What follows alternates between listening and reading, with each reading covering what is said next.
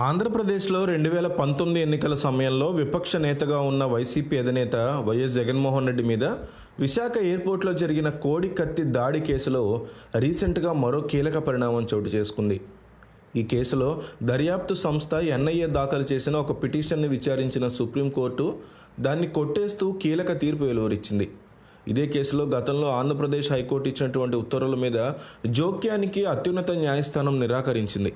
YS Jaganmohan Reddy మీద కోడి కత్తి దాడి కేసులో ఏకైక నిందితుడిగా ఉన్న జనిపల్లి శ్రీనివాసరావుకి గతంలో 5 ఏళ్ల తర్వాత హైకోర్టు బెయిల్ మంజూరు చేసింది. దీని మీద హైకోర్టులో ఎన్ఐఏ అభ్యంతరం వ్యక్తం చేసిన తీర్పు మాత్రం నిందితుడికి అనుకూలంగా వచ్చింది. దీంతో ఎన్ఐఏ సుప్రీంకోర్టును ఆశ్రయించింది. ఈరోజు ఈ కేసు విచారించిన సుప్రీంకోర్టు ఈ వ్యవహారంలో జోక్యం చేసుకునేందుకు నిరాకరిస్తూ తీర్పును వెల్లడించింది.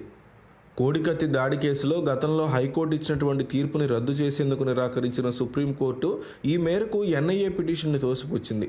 దీంతో జనిపల్లి శ్రీనివాసరావు బెయిల్ రద్దు కోసం సుప్రీంకోర్టు వరకు వెళ్లిన ఎన్ఐఏకి ఎదురుదెబ్బ తప్పలేదు. మరోవైపు ఇదే కేసులో ఎలాంటి కుట్ర లేదని ఏపీ హైకోర్టులో ఎన్ఐఏ గతంలో అఫిడవిట్ దాఖలు చేసింది. అయితే దాడి చేసిన కారణంగా మాత్రమే నిందితుడి బెయిల్ని ఎన్ఐఏ వ్యతిరేకిస్తుంది. ఈ కేసులో సమగ్ర విచారణ కోరుతూ వైఎస్ జగన్మోహన్ రెడ్డి దాఖలు చేసినటువంటి పిటిషన్ కూడా హైకోర్టులో ప్రస్తుతం విచారణలో ఉంది. ఏపీలో 2019 ఎన్నికల సమయంలో విపక్ష నేతగా ఉన్నప్పుడు వైసీపీ అధినేత వైఎస్ జగన్మోహన్ రెడ్డి మీద విశాఖ ఎయిర్పోర్ట్లో జరిగిన కోడికత్తి దాడి కేసులో రీసెంట్గా మరో కీలక పరిణామం చోటు చేసుకుంది. ఈ కేసులో దర్యాప్తు సంస్థ ఎన్ఐఏ దాఖలు చేసిన ఒక పిటిషన్ను విచారించిన సుప్రీంకోర్టు దాన్ని కొట్టేస్తూ కీలక తీర్పు వెల్లడించింది. ఇదే కేసులో గతంలో ఆంధ్రప్రదేశ్ హైకోర్టు ఇచ్చిన ఉత్తర్వుల మీద జోక్యానికి అత్యున్నత న్యాయస్థానం నిరాకరించింది. వైఎస్ జగన్ మీద కోడికత్తి దాడి కేసులో ఏకైక నిందితుడిగా ఉన్న జనిపల్లి శ్రీనివాసరావుకి గతంలో 5 ఏళ్ల తర్వాత హైకోర్టు బెయిల్ మంజూరు చేసింది. దీని మీద హైకోర్టులో ఎన్ఐఏ అభ్యంతరం వ్యక్తం చేసిన తీర్పు మాత్రం నిందితుడికి అనుకూలంగా వచ్చింది. దీంతో ఎన్ఐఏ సుప్రీంకోర్టును ఆశ్రయించింది. ఈరోజు ఈ కేసు విచారణకి సుప్రీంకోర్టు ఈ వ్యవహారంలో జోక్యం చేసుకునేందుకు నిరాకరిస్తూ కీలక తీర్పు వెలువరించింది. కోడికత్తి దాడి కేసులో గతంలో హైకోర్టు ఇచ్చిన తీర్పుని రద్దు చేసేందుకు నిరాకరించిన సుప్రీంకోర్టు ఈ మేరకు ఎన్ఐఏ పిటిషన్ని తోసిపుచ్చింది.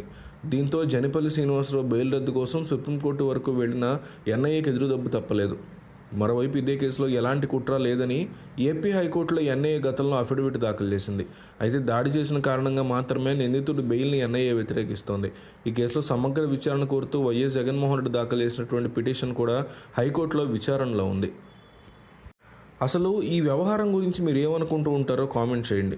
ఈ కేసులో తప్పు ఎవరిది ఉంది? కోర్టుకు వెళ్ళని జగన్మోహన్ రెడ్డి ఉందా, లేక ఆల్రెడీ జగన్మోహన్ రెడ్డి మీద దాడి చేసి హత్యాయత్నం చేశారనే ఆరోపణలు ఉన్నటువంటి జనిపల్లి శ్రీనివాసరావు మీద ఉందా? ఈ అభిప్రాయాన్ని కామెంట్ చేయండి.